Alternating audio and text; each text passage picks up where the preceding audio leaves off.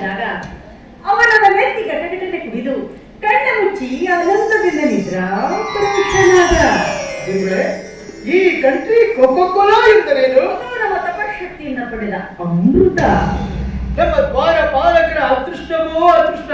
ಅಂದ ಹಾಗೆ ಅಮೃತವನ್ನ ಎಷ್ಟು ಪಡೆದಿರುವಿರಿ? ಪ್ರತಿನಿತ್ಯ ನನ್ನ ಅತ್ತೆ ಸಂಗಮನ ನೇತೃತ್ವದಲ್ಲಿ ತಯಾರಾಗುತ್ತಿತ್ತು. ದಿನಾಲು ಖರ್ಚಾಗುತ್ತೆ. ನನಗೆ ಅರ್ಥ ಆಗ್ತಾ ಇಲ್ಲ. ಅದನ್ನ ಈಗಲೇ ಅರ್ಥ ಮಾಡಿಸ್ಬಿಡಲಾರೆ. ಇನ್ನು ಹುಲಿಗಳಂತಿರುವ ನಿಮ್ಮೆರಡು ನಾಯಿಗಳಿಗೆ ಬಿಸಾಕಿದಾಗ ಇಲಿಗಳಾಗಿ ನಮ್ಮ ಸೇವೆ ಸಲ್ಲಿಸಿದವು. ಈ ಲೆಗ್ ಪೀಸ್ ಎಂದರೇನು? ಅದು ನಮ್ಮ ತಪಶಕ್ತಿಯಿಂದ ಚಿಕನ್ ಅಂಗಡಿಯಲ್ಲಿ ಪಡೆದದ್ದು. ಏನಾಶ್ಚರ್ಯ! ಹುಲಿಯಂತ ಸ್ವಾಮಿಗಳೇ ಇಲಿಗಳಾಗಬೇಕಾದ್ರೆ ತಾವು ತಪ್ಪಗೈದ ಕಾರಣವಾದರೂ ಯಾವುದು? ಬಗ್ಗೆ ನೋಡಿದರೆ ಬೆಳಕಿಂಡಿ, ಅದರ ಒಳಗೆ ಇಳಿಕೆ ನೋಡಿದರೆ ಕಾಣುವುದೇ ಆನೆಯ ಸ್ಪಂಡಿ. ಅದನ್ನು ಹಿಡಿದು ಮುಟ್ಟಿ ಮುಟ್ಟಿ ನಡೆದರೆ ಅಲ್ಲಿ ಸಿಗುವುದೇ ಕೆಮ್ಮಣ್ಣ ಗುಂಡಿ. ಅದರ ಊರ ಪಕ್ಕದಲ್ಲಿರುವುದೇ ಬಯಲಾಲಯ. ಬಯಲಾಲಯ ಗುರುಗಳೇ, ಅಲ್ಲಿ ಗಿಡ ಮರಗಳುಂಟೆ? ಉಂಟು ಉಂಟು. ಸರ್ಕಾರಿ ಜಾಲಿಕಂಠಿ ಎಂಬ ಗಿಡ ಮರಗಳುಂಟು. ಏನಿದು ವಿಚಿತ್ರ! ನಾನು ಓದಿದ ಯಾವ ನಿಘಂಟಿನಲ್ಲಿಯೂ ಈ ಶಬ್ದಗಳ ಪರಿಚಯವೇ ನನಗಾಗಲಿಲ್ಲವಲ್ಲ. ಆ ನಿಘಂಟಿನಲ್ಲಿ ಶಬ್ದಗಳೇ ಇರಲಿಲ್ಲ. ಇನ್ನು ಮೇಲೆ ನಿಮ್ಮ ಜೀವನದ ದಿಕ್ಕನ್ನೇ ಬದಲಾಯಿಸುತ್ತೇನೆ. ಗುರುಗಳೇ, ಅಂದ ಹಾಗೆ ಆ ಬಯಲಾಲಯದಲ್ಲಿ ಕಾಡು ಮೃಗಗಳುಂಟೆ?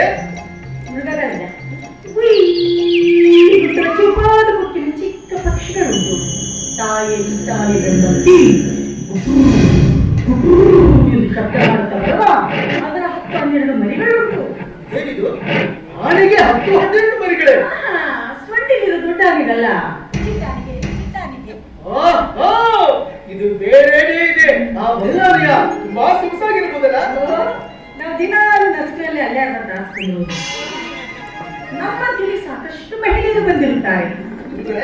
ಅಲ್ಲಿ ಜನಗಳು ಸೇರುತ್ತಾರೆ ಅಂದ ಮೇಲೆ ಚರ್ಚಾಕೂಟವು ನಡೆಯುತ್ತಿರಬಹುದಲ್ವೇ? ಅಲ್ಲಿಯ ಚರ್ಚಾಕೂಟ ಸಾಮಾನ್ಯವಾದದ್ದಲ್ಲ. ಊರಲ್ಲಿ ಕತ್ತಿ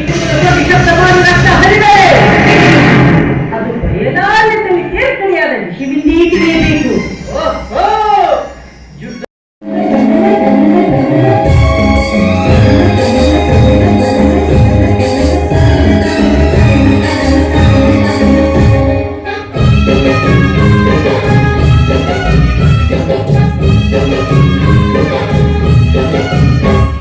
ಚಂದ್ರ